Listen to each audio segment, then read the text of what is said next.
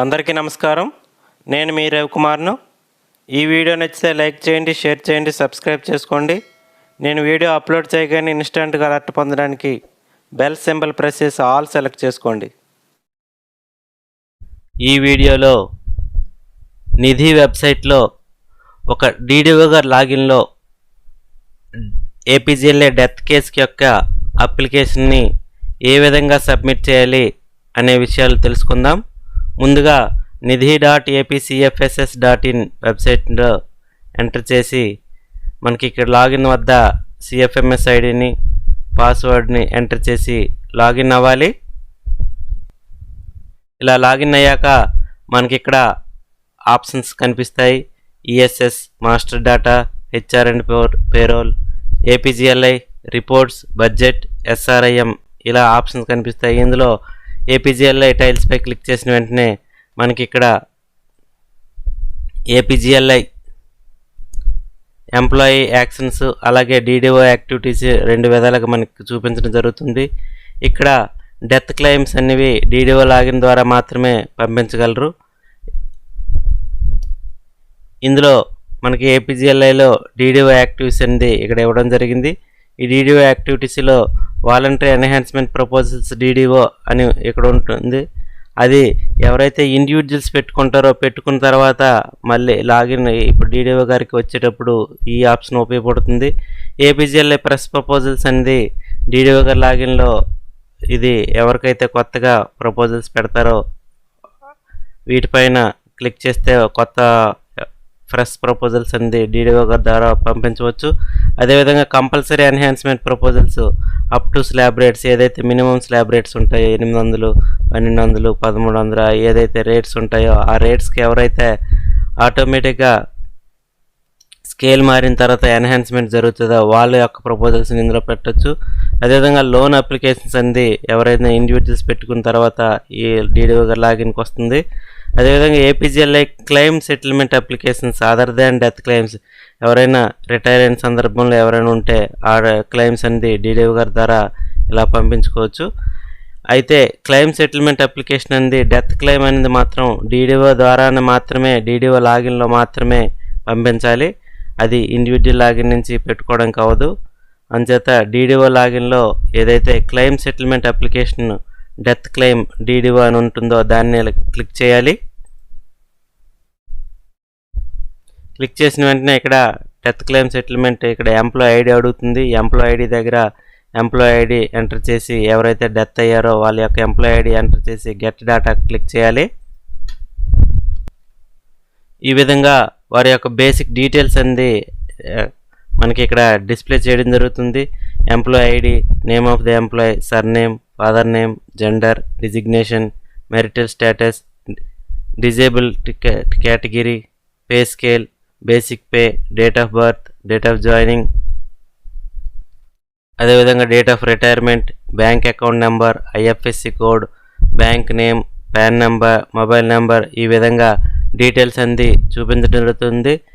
అదే ఇక్కడ APGLI subscription details కూడా మనకి ఇక్కడ హైడ్ అయ్యి ఉంటాయి కాబట్టి దీన్ని ఇలా డిస్ప్లేలో ఇలా క్లిక్ చేసిన వెంటనే ఆ డీటెయిల్స్ కూడా మనకి చూపించడం జరుగుతుంది.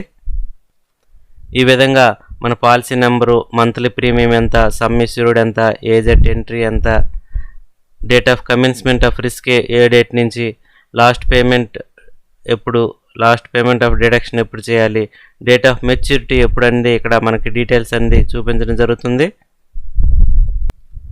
ఇక్కడ ప్రీవియస్ లోన్స్ ఏమైనా ఉంటే ప్రీవియస్ లోన్ తాలూకు డీటెయిల్స్, తర్వాత ఫ్యామిలీ అండ్ నామినీ డీటెయిల్స్ కూడా ఇక్కడ హైడ్ అయ్యి ఉంటుంది కాబట్టి ఇక్కడ మనం క్లిక్ చేయాలి. ఇక్కడ డీటెయిల్స్ ఆఫ్ ఫ్యామిలీ దగ్గర ఇక్కడ name, gender, date of birth, mobile number, relation with employee, eKYC status ఇక్కడ కంప్లీట్ అయితే కంప్లీట్, నాట్ కంప్లీటెడ్ అయితే నాట్ కంప్లీట్. ఈ డీటెయిల్స్ అనేవి మనకి రావాలంటే మనకి ఎంప్లాయీ సెల్ఫ్ సర్వీసెస్లో ఫ్యామిలీ డీటెయిల్స్ అనేది తప్పకుండా మనం సేవ్ చేసి ఉండాలి. ఫ్యామిలీ డీటెయిల్స్లో స్పౌస్ డీటెయిల్స్, అదేవిధంగా పిల్లల తాలూకు డీటెయిల్స్, అలాగే పేరెంట్స్ తాలూకు మదర్ ఫాదర్ తాలూకు డీటెయిల్స్ అన్నీ ఇచ్చి ఈకేవైసీ అనేది అక్కడ చేసి వాటి తాలూకా డీటెయిల్స్ అనేది మొదటిగా సేవ్ చేసుకుని ఉండాలి. అలాంటప్పుడు మాత్రమే details of family members plus details of nominee అనేది ఆటోమేటిక్గా రావడం జరుగుతుంది. అక్కడ చేయనంత వరకు మాత్రం ఇక్కడ అనమాట డీటెయిల్స్ అంది మనకి చూపించడం జరగదు. అందువల్ల ఎంప్లాయీ సెల్ఫ్ సర్వీసెస్లో ఏదైతే ఆప్షన్ ఇవ్వబడ్డాయో యాడ్ ఫ్యామిలీ మెంబర్స్లో స్పౌస్ డీటెయిల్స్, సన్, డాటర్, అదేవిధంగా ఫాదరు, మదరు, ఈ డీటెయిల్స్ ఏమైనా ఉన్నాయో ఇవన్నీ సేవ్ చేసుకొని ముందైతే వాటి యొక్క ఈకేవైసీ కంప్లీట్ చేయాలి. కంప్లీట్ చేసినప్పుడు ఇక్కడ మనకి ఏ అప్లికేషన్ అయినా డీటెయిల్స్ అనేది ఆటోమేటిక్గా రావడం జరుగుతుంది. ఇక్కడ ఇప్పుడు క్లైమెంట్ డీటెయిల్స్ అనేది ఇక్కడ ఎవరైతే ఎంప్లాయీ ఉన్నారో ఎవరైనా చనిపోతే వారి యొక్క మిసెస్ కానీ భర్త కానీ ఏదైనా అప్లై చేస్తే వారి యొక్క ఇక్కడ మనం అక్కడ ఎవరికి క్లెయిమ్ అనమాట అమౌంట్ రావాలనుకుంటున్నారో ఆ సందర్భంలో ఇక్కడ క్లిక్ చేస్తే స్పౌజ్కా, చిల్డ్రన్కా, ఫాదర్కా, మదర్కా ఎవరికి రావాలనుకుంటే వాళ్ళని క్లిక్ చేసిన వెంటనే ఇక్కడ ఈ విధంగా మనకి స్పౌజ్ డీటెయిల్స్ ఆల్రెడీ సేవ్ అయ్యి ఉన్న ఎంప్లాయీ సెల్ఫ్ సర్వీస్లో సేవ్ చేసి ఈ కేవైసీ చేసాం కాబట్టి ఇక్కడ ఆటోమేటిక్గా డీటెయిల్స్ అన్నీ ఇక్కడ ఆటోమేటిక్గా రావడం జరిగింది. ఇక్కడ ఏమైనా పేరుని మాత్రం ఏమైనా అప్డేట్ చేసుకోవాలనుకుంటే ఈ రేడియల్ బటన్ పై క్లిక్ చేస్తే ఇక్కడ నేమ్ ఆఫ్ ద క్లైమెంట్ అనేది పేరు అనమాట మార్చుకోవచ్చు. లేదంటే ఈ ఎంప్లాయీ సెల్ఫ్ సర్వీస్లో ఏదైతే నేమ్ ఇచ్చామో ఆ డీటెయిల్స్ అనేది మనకి ఇక్కడ రావడం జరుగుతుంది. ఇందులో Aadhaar number, name, gender, date of birth, document type, date of birth, document type, date of బర్త్కి ఏదైతే ప్రూఫ్ మనం ఇస్తామో ఆ ప్రూఫ్ అనేది ఇక్కడ డిస్ప్లే అవ్వడం జరుగుతుంది. అదేవిధంగా mobile number, father name, marital status, date of marriage, employee category, employee number, date of department, designation, blood group, disability category అంటే వాళ్ళ తాలూకా స్పౌజ్ ఏదైనా ఎంప్లాయీ అయితే ఆ ఎంప్లాయీ తాలూకా CFMS ఐడి అవి కూడా చూపించడం జరుగుతుంది.